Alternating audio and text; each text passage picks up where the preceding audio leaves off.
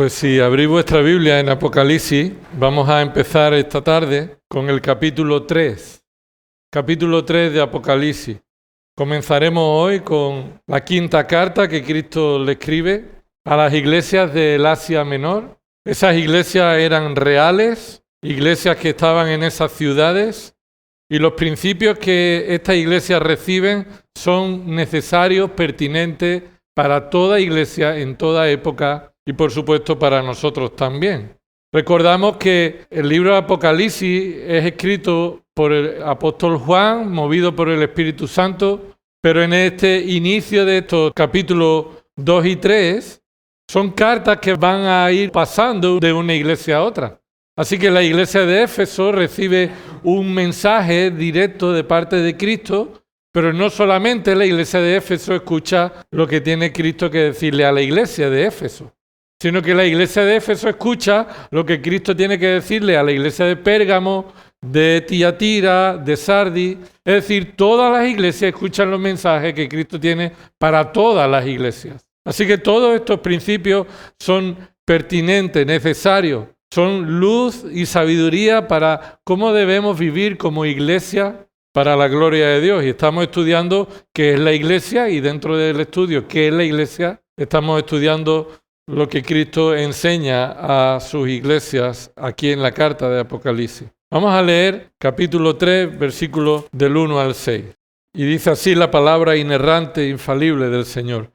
Y escribe al ángel de la iglesia en Sardis, el que tiene los 7 espíritus de Dios y las 7 estrellas, dice esto: yo conozco tus obras, que tienen nombre de que vives, pero estás muerto. Ponte en vela y afirma las cosas que quedan, que estaban a punto de morir, porque no he hallado completas tus obras delante de mí. Acuérdate pues de lo que has recibido y oído. Guárdalo y arrepiéntete. Por tanto, si no velas, vendré como ladrón y no sabrás a qué hora vendré sobre ti.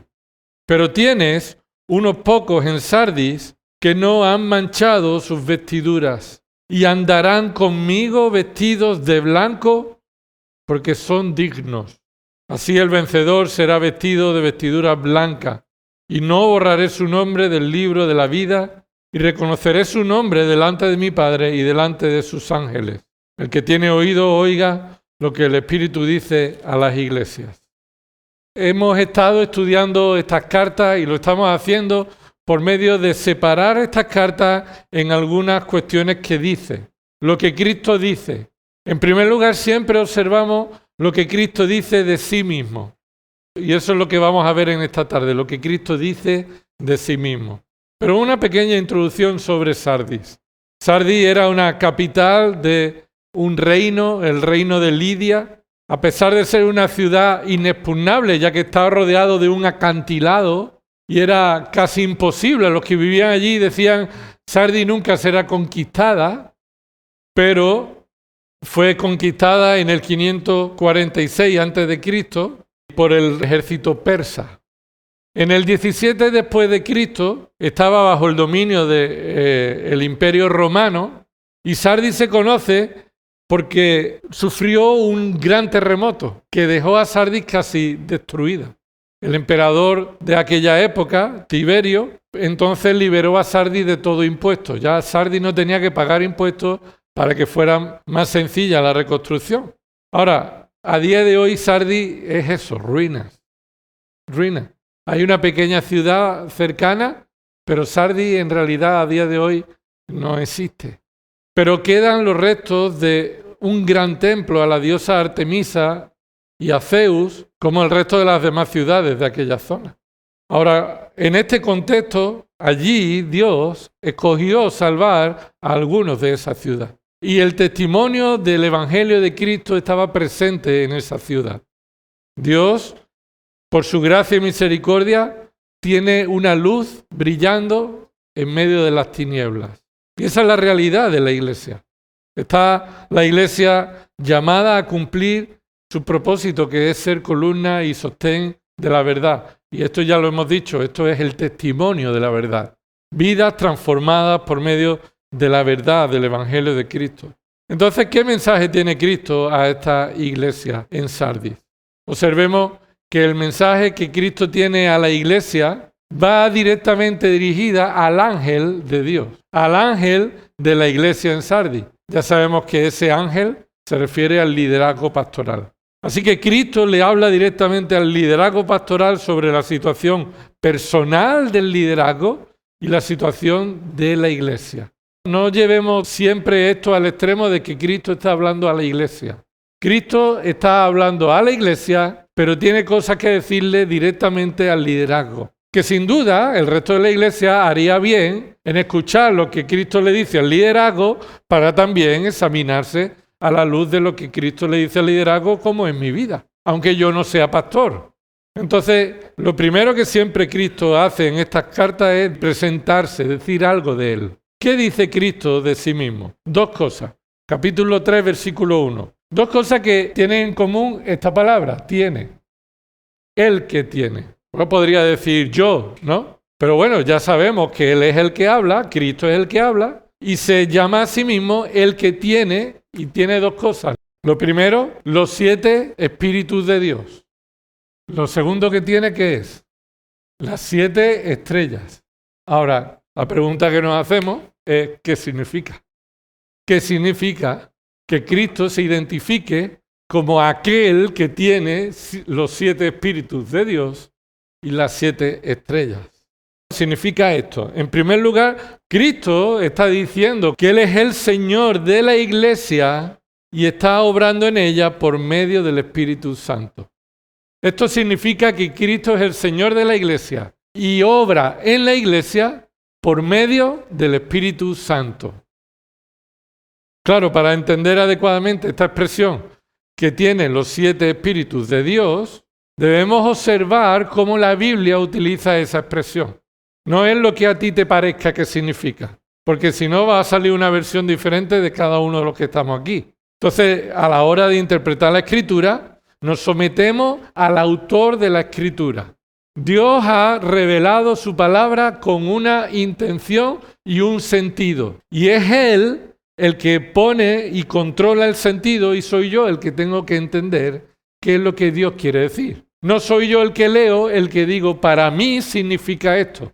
No sé si lo has escuchado muchas veces. Para mí significa esto. No, la pregunta que nos hacemos es, ¿qué quiso decir Dios, que es el autor de la Escritura? Y para eso nos tenemos que someter a cómo el resto de la Escritura utiliza esta expresión, los 7 espíritus de Dios. 7 espíritus solamente aparecen en los Evangelios y en Apocalipsis. 2 veces aparece esa expresión, los 7 espíritus, en los Evangelios. 2 veces. Mateo 12, 45 y Lucas 11, 26. Para entender ese uso de esos pasajes, debemos entender que es diferente a Apocalipsis. Los evangelios no tienen el mismo lenguaje que Apocalipsis. Debemos observar que los evangelios son básicamente narrativas, cosas que han sucedido históricamente. Así que el estilo literario es de una narrativa que por supuesto puede utilizar algunas parábolas, algunas profecías, algún sentido figurado, pero los evangelios tienen el propósito de contarte un suceso que ocurrió realmente, narrártelo tal como sucedió. Y en algunos evangelios, alguna anotación o explicación que te ayuda a entender lo que sucedió. Por tanto, cuando en Mateo 12 y en Lucas 11 se utiliza los 7 espíritus, el sentido debe ser interpretado literal. ¿Qué quiere decir? Que cuando dice 7 espíritus en plural, se refiere en los evangelios a espíritus que podemos contar y son 7. Es decir, Jesús sacó de una mujer 7 espíritus, o Jesús cuenta que cuando un espíritu se va de un hombre y está por ahí vagando, dice voy a volver donde estaba, se encuentra la casa preparada para recibir el espíritu y coge otros 7 y los trae. Ese es el contexto en el que aparece esa referencia de 7 espíritus. Podemos decir que 7 es literal y se refiere a números de espíritus. Y que esos espíritus no se pueden interpretar como Espíritu de Dios, porque no aparece ese nombre, Espíritu de Dios. Más bien, son referencias a demonios. Así que cuando vemos esa expresión, los 7 espíritus, no podemos sacar que ese significado de los evangelios es igual que en Apocalipsis, no tiene nada que ver. El significado es diferente. ¿Por qué? Lo hemos dicho, por el estilo literario, y debemos interpretarlo literalmente. 7 es un número de cantidad y los espíritus en el contexto se refiere a demonios, y porque ese lenguaje no es figurado como sí aparece en Apocalipsis. Ahora, vayamos entonces a Apocalipsis, porque ya no aparece más en el resto de la Escritura. Nunca más en el resto de la Escritura se habla de 7 espíritus, a menos que, como hemos dicho, estos 2 textos de los Evangelios y 4 textos en Apocalipsis. 4 textos. Ahora, antes de entrar en cada pasaje de Apocalipsis, a diferencia de los Evangelios, el estilo literario de Apocalipsis ya no es una narrativa, aunque se cuentan hechos que sucederán, pero se considera profético apocalíptico. Esa es su identificación. Es un estilo literario profético apocalíptico. ¿Qué caracteriza a este tipo de lenguaje? Lo caracteriza porque tiene un gran uso de lenguaje figurado. No todo lo que hay en Apocalipsis es literal. No puede interpretarse de manera literal todo lo que está en Apocalipsis. Y una gran mayoría que se utiliza en Apocalipsis es una figura, es algo ilustrativo, es algo que tiene un significado diferente al cotidiano, al normal. Lo que llamamos una figura del lenguaje, un lenguaje figurado. Y entonces ahí ya no lo podemos tomar como algo literal, más bien en su contexto habría que ver si es literal o es figurado. Así que vamos a observar estos 4 pasajes. Apocalipsis 3.1, ya hemos dicho que ese es el que estamos estudiando. Apocalipsis 1. Antes del capítulo 3 ya ha aparecido esto de los 7 espíritus en el primer capítulo. Vamos a leer Apocalipsis capítulo 1, versículo 1, y dice: la revelación de Jesucristo que Dios le dio para mostrar a sus siervos las cosas que deben suceder pronto, y la dio a conocer enviándola por medio de su ángel a su siervo Juan, el cual dio testimonio de la palabra de Dios y del testimonio de Jesucristo y de todo lo que vio. Bienaventurado el que lee y los que oyen las palabras de la profecía y guardan las cosas que están escritas en ella, porque el tiempo está cerca. Juan, a las 7 iglesias que están en Asia: gracias a vosotros y paz de aquel que es y que era y que ha de venir, y de los 7 espíritus que están delante de su trono. Ahí lo tenemos, versículo 4. Juan está hablando ahora en primera persona a las iglesias que están en Asia, ¿verdad? Observa lo que ha dicho Juan a las 7 iglesias que están en Asia. Y ahora dice: gracias a vosotros y paz. Cuando esto se dice en las Escrituras, no es simplemente un saludo. Lo que Juan y Pablo y Pedro y otros que han saludado de esta forma dicen: gracia y paz a vosotros, es una oración a Dios para que Dios, que es el único que puede dar la gracia y la paz, bendiga a sus hermanos con esa gracia, esa paz que solo de parte de Dios viene. Nunca vas a encontrar que la gracia y la paz venga de alguien diferente a Dios. Nunca vas a ver que el saludo sea gracia y paz de parte nuestra. No. Yo deseo que la gracia y la paz de Dios nuestro Padre y del Señor Jesucristo sea con vosotros. Así que observa un detalle. La gracia y la paz que Juan aquí está expresando como deseo hacia los creyentes que están leyendo este libro tiene un origen triple. Dice: gracia a vosotros y paz. ¿De quién? ¿Cuál es el origen de la gracia y la paz? Un origen triple. De aquel que y que era y que ha de venir. Ese es el primer origen. Es el Padre que está resaltando la eternidad de Dios, su plan perfecto, aquel que no fue creado, aquel que ha existido, aquel que es el que era y el que ha de venir. La segunda vez que aparece el origen de la gracia y la paz viene de los 7 espíritus que están delante de su trono. ¿Del trono de quién? Del trono del Padre. Así que el Padre es el que da la gracia y la paz. Pero delante del Padre de su trono hay 7 espíritus. De esos 7 espíritus también viene la gracia y la paz. Y de una tercera parte, en versículo 5. Y de Jesucristo, el testigo fiel.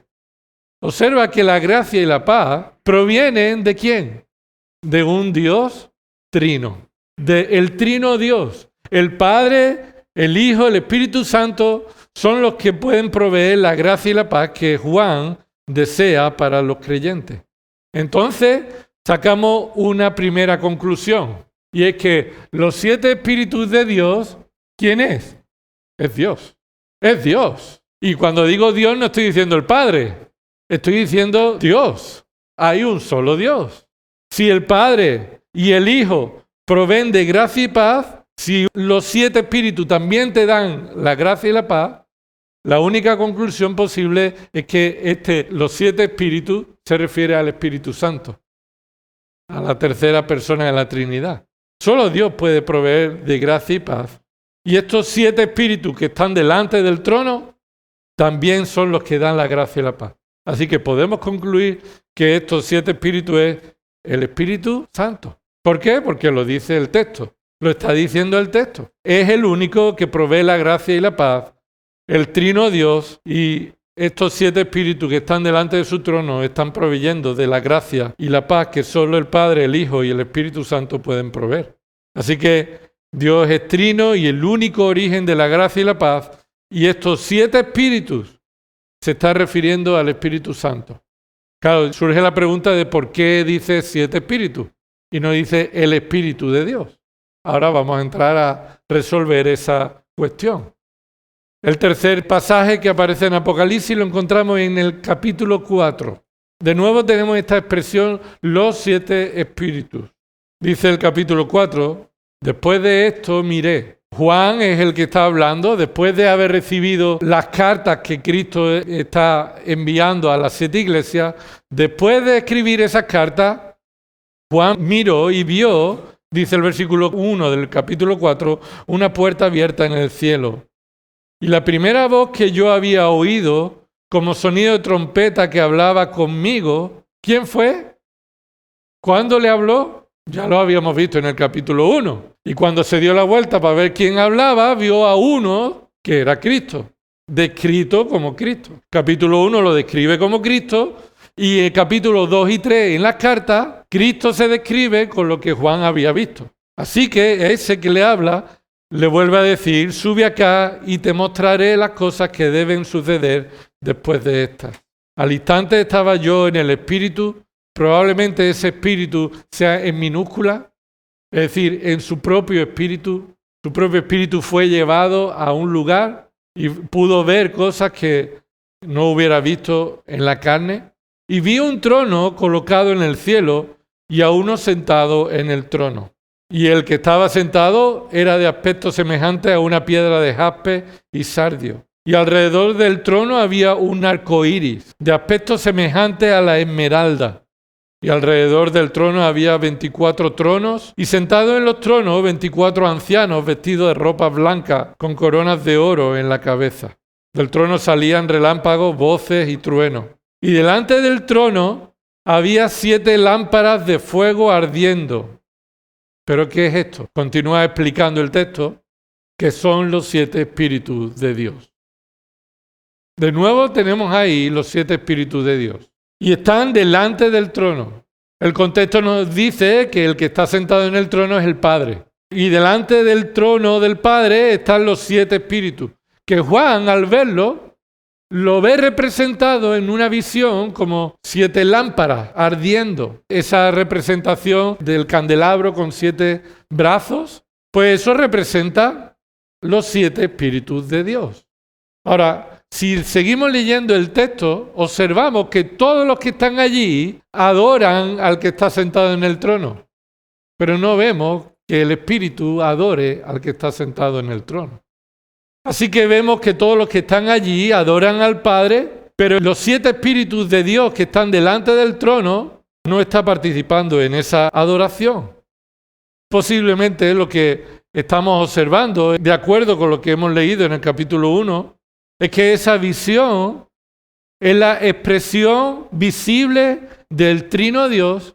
En ese momento solamente están 2 personas de la Trinidad, el Padre y el Espíritu delante del trono del Padre, porque más adelante vamos a ver el 4.º texto donde aparece el Espíritu de Dios. Capítulo 5. Y vi en la mano derecha del que estaba sentado en el trono un libro, escrito por dentro y por fuera, sellado con 7 sellos. Y vi un ángel poderoso que pregonaba a gran voz: ¿quién es digno de abrir el libro y de desatar sus sellos? Y nadie, ni en el cielo, ni en la tierra, ni debajo de la tierra, podía abrir el libro ni mirar su contenido. Y yo lloraba mucho porque nadie había sido hallado digno de abrir el libro ni de mirar su contenido. Entonces uno de los ancianos me dijo: no llores. Mira, el león de la tribu de Judá, la raíz de David, ha vencido para abrir el libro y sus 7 sellos.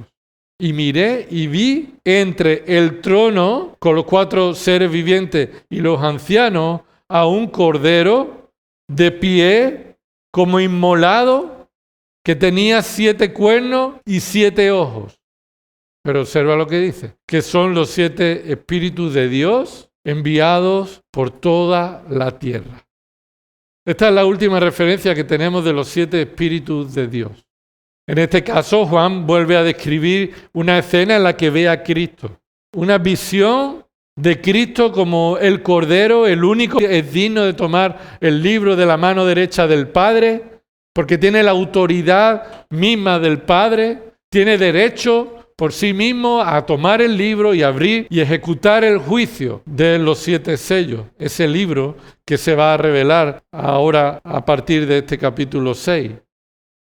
Pero en esta descripción de Cristo nos indica que tiene 7 cuernos y 7 ojos. Y continúa explicándolo. Estos 7 ojos se refiere y se trata a los 7 espíritus de Dios enviados por toda la tierra. Así que de nuevo vemos que se refiere al Espíritu Santo como los 7 espíritus de Dios y además en una función, en una labor que ha sido enviado a toda la tierra. Escucha la explicación en que en este caso se hable en plural del Espíritu Santo, siendo uno el Espíritu Santo. No hay muchos Espíritus Santos. Hay un solo Espíritu Santo, un solo Espíritu de Dios, un solo Espíritu del Hijo, el Espíritu de verdad, el Consolador. ¿Por qué se habla en plural? Porque el número 7 no se debe interpretar literalmente como cantidad. No se interpreta como 7 espíritus de Dios que pueden ser contados, sino que en este contexto y en el contexto de un lenguaje figurado, escucha, el 7 para el judío representa plenitud, algo completo, algo total. ¿Recuerda cuando le preguntaron a Jesús, ¿cuántas veces perdonaré a mi hermano? ¿7 veces? Si fueras tú y yo hubiéramos dicho 10 veces, porque para nosotros, nuestro pensamiento, algo completo, hablamos de un 10, de una decena, en nuestro sistema decimal.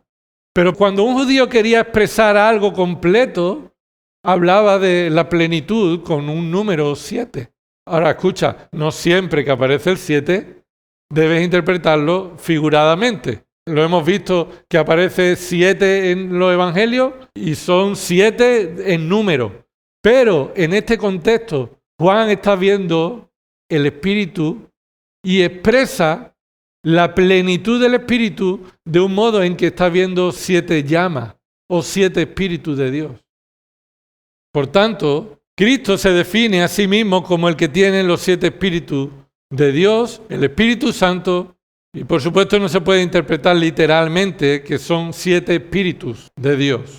No, es un solo espíritu, pero reafirma o enfatiza su plenitud. Y ha sido enviado a toda la tierra. Y la plenitud del Espíritu Santo está presente en el ministerio de Cristo. Ahora, vamos a ver. ¿Esto qué significa el que tiene los 7 espíritus de Dios? Ya hemos dicho que es la plenitud del Espíritu Santo. ¿Pero qué significa? Que Cristo es el que tiene los 7 espíritus. Y esto es lo que significa. El verbo tener, que es común para estas dos cosas que Cristo tiene, se usa tanto para la plenitud del Espíritu Santo como para las 7 estrellas. Y ese verbo se refiere en este contexto y a la descripción del capítulo 1, el que lo tiene en su mano derecha. Capítulo 1, míralo, versículo 20. En cuanto al misterio de las 7 estrellas que viste en mi mano derecha y de los 7 candelabros de oro. Así que en este contexto, cuando Cristo dice el que tiene los 7 espíritus de Dios, se está refiriendo al que los tiene en su mano derecha. Igual que también tiene en su mano derecha las 7 estrellas. ¿Qué significa que Cristo tenga en su mano derecha la plenitud del Espíritu Santo? No significa otra cosa que Cristo tiene la autoridad de cumplir su voluntad por medio de la obra del Espíritu Santo. Es decir, el Espíritu Santo se somete a la autoridad de Cristo, no haciéndose menor ni diferente a Cristo. Son iguales en sustancia, son iguales en esencia, tienen los mismos atributos, pero del mismo modo que el Padre es cabeza del Hijo, ¿sí o no? Y esto no hace al Hijo menor que el Padre, ni atributos diferentes. Son coeternos, son coexistentes, son santos. Son todos los atributos que tiene el Padre los tiene el Hijo. Pero el Hijo se somete en su ministerio, en sus funciones, a lo que el Padre determine. Y entonces el Hijo se somete a la autoridad del Padre. ¿Y qué pasa con el Espíritu? El Espíritu se somete a la autoridad del Padre y del Hijo. En Juan capítulo 16 encontramos, dice Cristo, yo rogaré al Padre y Él os enviará a otro Consolador. Y también Cristo dice, yo mismo os enviaré al otro Consolador. Así que Cristo y el Padre envían al otro Consolador, un Consolador del mismo tipo y categoría que el Hijo, para que el Espíritu Santo obre conforme a la voluntad del Padre y del Hijo. Y esto, de nuevo, no son menores unos que el otro. Hay un solo Dios, en 3 personas diferentes, pero los 3 es el mismo Dios, en esencia, en sustancia, en atributos. Pero el Hijo se somete al Padre y el Espíritu se somete al Hijo y al Padre. Así que, si Cristo es el Señor de su iglesia, la obra y la voluntad del Hijo, ¿cómo se realiza en la iglesia? Por medio de la plenitud del Espíritu Santo que está en su mano. Y Cristo va a obrar en su iglesia por medio del Espíritu Santo. Y la plenitud del Espíritu Santo está al control no de la iglesia, sino de Cristo. Y nosotros estamos bajo la autoridad del Hijo, que es la cabeza, y del Espíritu Santo obrando como el Hijo quiere. Así que el Hijo se presenta aquí como quien va a obrar y ejercer su señorío en la iglesia por medio del Espíritu Santo. Esto nos muestra que la autoridad de Cristo sobre el Espíritu Santo no implica que el Espíritu Santo sea menor y que Cristo sea mayor, pero vemos que Jesús dijo en Juan 16, cuando el Espíritu de verdad venga, no hablará de su propia cuenta, sino tomará de lo mío y os lo hará saber. Y lo que está diciendo es que el Espíritu Santo viene a someterse a la autoridad del Hijo y revelará e iluminará a los creyentes con lo que el Hijo ya dice. Y este es un problema. Muchas veces pensamos que el Espíritu Santo, como dice, donde está el Espíritu de Dios, allí hay libertad. Y el Espíritu Santo puede hacer lo que tú quieras que haga. O el Espíritu Santo puede hacer lo que quiera. Escúchame. Sí, el Espíritu Santo va a hacer lo que quiera. Pero lo que Él quiere hacer es hacer la voluntad del Hijo. Y el Espíritu Santo se somete a la voluntad del Padre y del Hijo y va a hacer lo que está aquí revelado. Y a veces queremos hacer que el Espíritu Santo haga lo que nos parece que serían señales del Espíritu Santo, pero no es así. El Espíritu Santo no va a hacer nada que contradiga la palabra de Dios. Porque así Él la ha inspirado, ha movido a los que escribieron para que escribieran. Mira, la iglesia de Sardis, veremos, como hemos leído, que sucedía como la iglesia de Esmirna. Se parecen la iglesia de Sardis y de Esmirna. ¿En qué? En que parecían lo que no eran. Las apariencias engañan. Eso es lo que parecían en Esmirna. Y en Sardis sucede ¿Qué dice el versículo 1? Conozco tus obras. Habla el pastor, Conozco tus obras, que tienen nombre de que vives, pero estás muerto. Así que el pastor de esta iglesia tenía un título, tenía una identificación como alguien que vive, como alguien que espiritualmente está vivo. Pero Cristo, por medio del Espíritu, conoce la realidad de este pastor y le dice, aunque tú puedas tener un nombre, es decir, un reconocimiento público de que estás vivo, en realidad estás muerto. Cristo conoce y por medio del Espíritu Santo Él tiene el control en su iglesia y en los creyentes y sabe lo que hay en el corazón de cada uno. Así que el Espíritu Santo obra para dar vida espiritual al pecador muerto en sus delitos y pecados y conoce la realidad espiritual de cada persona. Si conoce la realidad espiritual del pastor, que parece que todo el mundo lo identifica como alguien vivo, pero que en la realidad, en lo espiritual, en realidad está muerto, ¿cómo Cristo no va a conocer tu realidad y la mía? Es que algunos de nosotros podremos escapar del verdadero conocimiento de nuestro estado. Es que podremos engañar a alguien o podremos engañarnos a nosotros mismos o pretenderemos que podamos ser considerados que estamos vivos, pero en realidad Cristo conoce cómo es nuestra situación espiritual. Así que Cristo es el Señor de la iglesia y obra en ella ¿por medio de qué? Por medio del Espíritu Santo, de la plenitud del Espíritu. Y lo que el Espíritu hace es lo que el Hijo quiere hacer. Y lo que el Hijo hace es lo que el Espíritu Santo quiere hacer. Y no hay contradicción en ello. ¿Qué significa lo segundo? Pues entonces, si el Espíritu Santo está sometido a la autoridad del Hijo, también las 7 estrellas están sometidos a la autoridad del Hijo. Y esto es lo que significa: Cristo es el Señor de la iglesia y gobierna sobre el liderazgo. Y quiero que escuches bien. Cristo es el Señor de la iglesia y gobierna sobre el liderazgo. Quiero llamar la atención a esta palabra. Sobre el liderazgo. Aquí hay un énfasis. No es que gobierna en su iglesia por medio del liderazgo. Lo que Cristo está diciendo es que Él tiene autoridad sobre el liderazgo. Que el liderazgo no se piense que Él tiene autoridad y todos responden delante de ellos. No. Cristo está diciendo, el liderazgo está bajo mi autoridad. Y el liderazgo va a escuchar palabras duras, muy duras de Cristo. Efesios 4 dice, y Él constituyó a unos apóstoles, a otros profetas, a otros evangelistas, a otros ¿qué? Pastores, maestros, a fin de capacitar a los santos para la obra del ministerio. Así que hay un ministerio determinado por Cristo. El liderazgo debe cumplir con el propósito para el cual Dios lo ha designado. Es cuidar, es proteger, es proveer para su iglesia. Pero el liderazgo no se le debe olvidar una cosa. Y estoy predicando a los hermanos, pero en primer lugar me predico a mí.